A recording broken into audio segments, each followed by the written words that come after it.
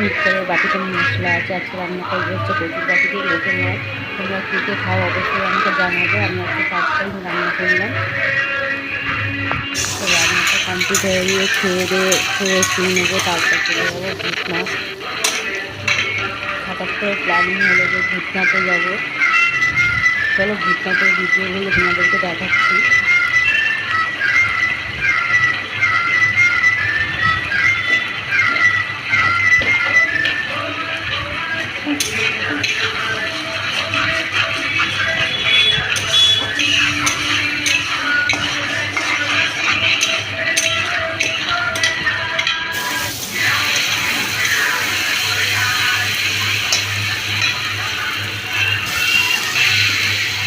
আমি কীভাবে first time রান্না করলাম কচুর বাটি দিয়ে লোটে মাছ, সেটাই তোমাদের কাছে তুলে ধরলাম।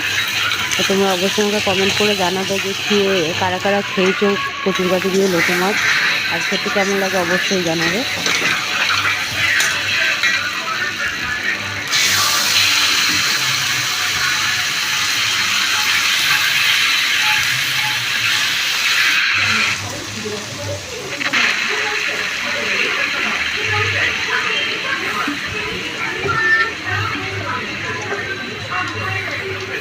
লোটে মাছে এমনি জল বেরোয়, তবুও আমি একটু জল দিয়ে দিলাম। কারণটা হচ্ছে কচুর বাটিটা সিদ্ধ করে নিয়েছিলাম আগেই হালকা, ওই জন্য একটু সিদ্ধ হওয়ার জন্য একটু জল দিলাম।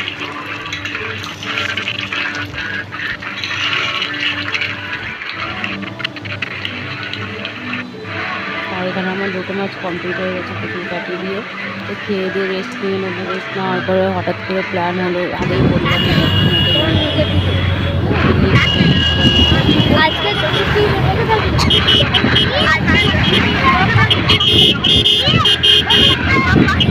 আজকে তো ওই বাপন কাকা ওদেরও ভূতনাথ যাবে বলছিল হ্যাঁ, ওরাও রাতে যাবে বলছিল। আমার সামনেই বড়মাকে বলছিল না ওরাও যাবে বলো। ওরা বলছিল আমরাও যাবো রাতে। মুখে বলো এখন যাবে না রাতে, বললো না।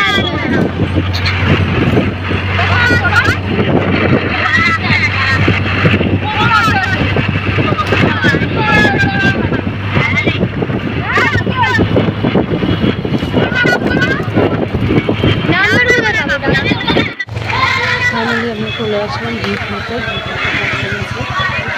আমার আনন্দ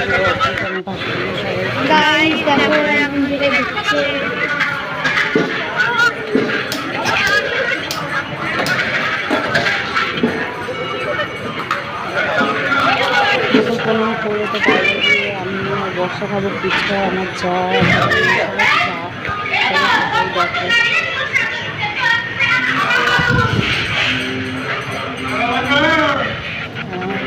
দেখে ভালো লাগে। আমি যেখানে যাই না কেন আমি ফুচকাটাই খাই, অন্য কিছু খাই।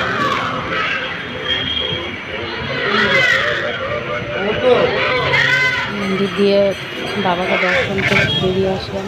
চা খেলো, আমরা ফুচকা খেলাম। তারপর আবার অন্য একটা দোকানে গিয়ে দেখলাম বাইরে, সেখানটায় আমি আর অর্ধেকের রিলস বানাচ্ছিলাম। সেই ভিডিওগুলো যখন ইউজ করেছি সেগুলো তোমাদের সঙ্গে শেয়ার করলাম।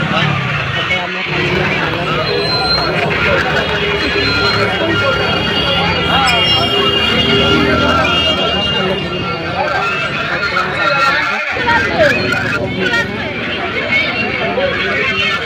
বন্ধু বান্ধব